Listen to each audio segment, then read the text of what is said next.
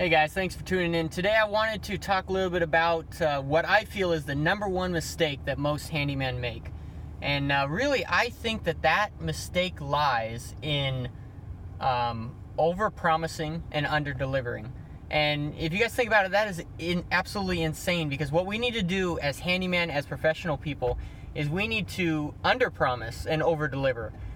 There's so many people that are just consumed by their work, and they don't have any time to even take on any more work and do it correctly.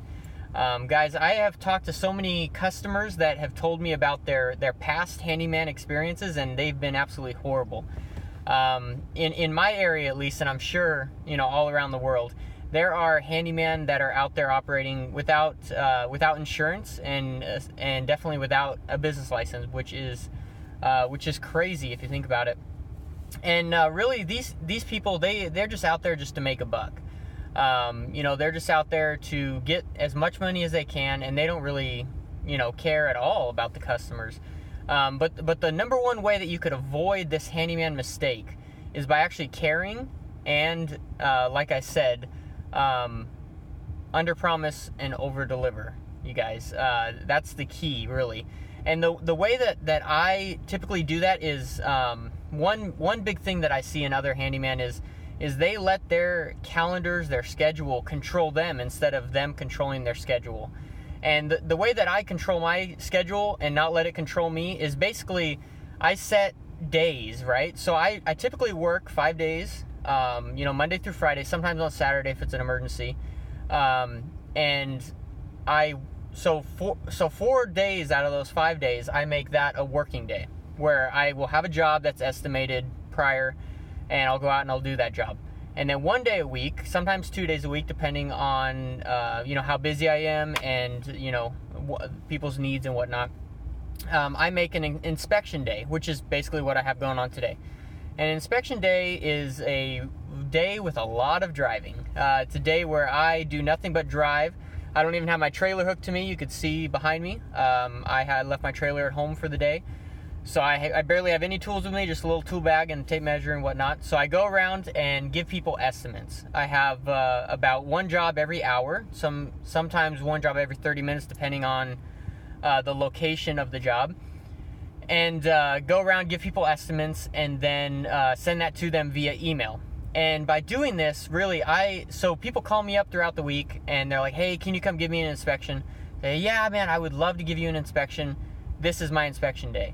And sometimes they have to wait a week if they call me the day after the inspection day. But that's just the way it is. And that way I can definitely guarantee that I will be there when I say I'll be there.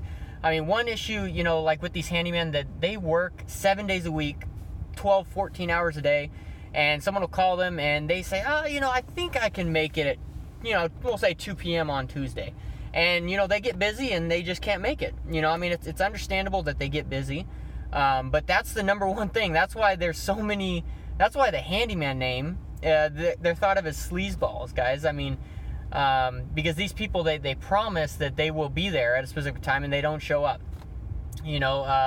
Clients have told me that, they just can't get handyman that will actually show up or be honest and do the work for the originally estimated price. They're always trying to upsell them. So really what people crave, guys, is honesty. Someone who will say, hey, I will be there Tuesday at 2 o'clock, and you can guarantee and you can bet on that I will be there at 2 o'clock.